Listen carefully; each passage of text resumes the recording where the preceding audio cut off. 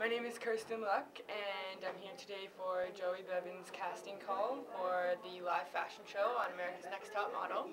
I'm from Toronto, Ontario, and I have been an aspiring model for the past So my name is year or Frances so. and I'm from Toronto, Ontario, clearly. So pretty much I wanted to be a model actually the last couple of years now. I've been thinking about it.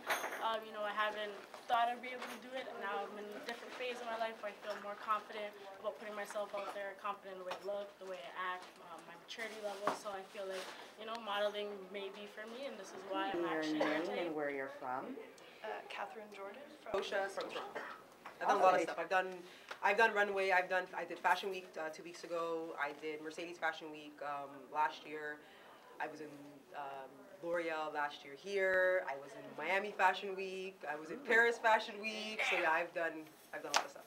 And that's it. My name's Case. I live downtown Toronto, like just Queen's Grand, somewhere around here. But like I perform and study at Second City.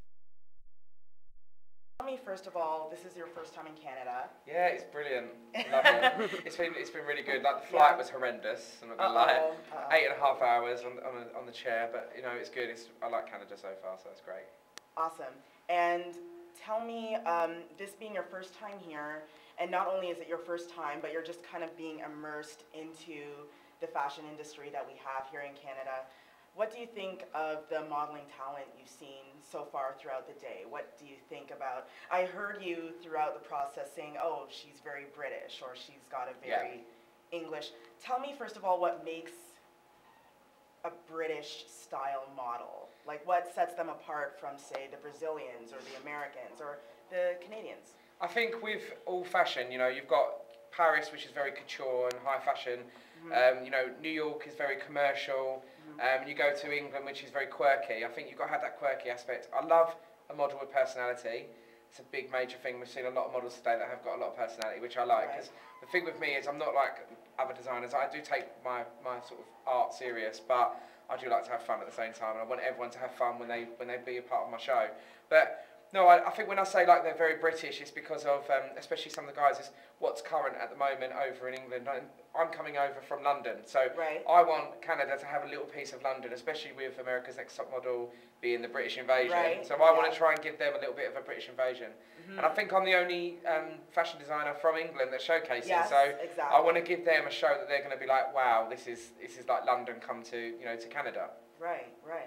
Now tell me, with your latest collection, what kind of girl, what kind of guy is going to really enjoy what you're going to be showing at this show? They've got to be somebody who's a little bit quirky and a bit fashion forward, because it depends. Like my lingerie, I think anybody in any size would feel comfortable in it. It's not very revealing. It's very sexy in a traditional kind of way. Very high-waisted knickers, and I've done a lot of the back-neck bras and just the baby dolls. Very pretty and very just shaping the woman in the best way they can be shaped. But with the fashion collection, it's very me. It's all very artistic and just over the top. And I think that's what I wanted to try and portray. Is it's got to be somebody who's going to be fashion forward, you know. And a lot of the inspiration was behind the collection was Tim Burton, and a lot of people who like Tim Burton know he's very quirky and very unusual. That's what I wanted to come across, is like this whole theatrical look into fashion. Awesome. And just one more thing, because you did mention the walk, and we know how important the walk is. Like that's what makes a model.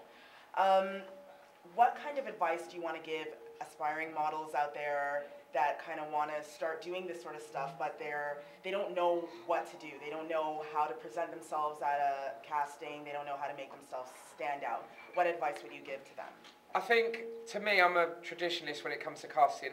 A pair of skinny jeans, a pair of leggings, and a vest top is fine. Wear a nice pair of heels, so we can see you can walk in heels. A good heel.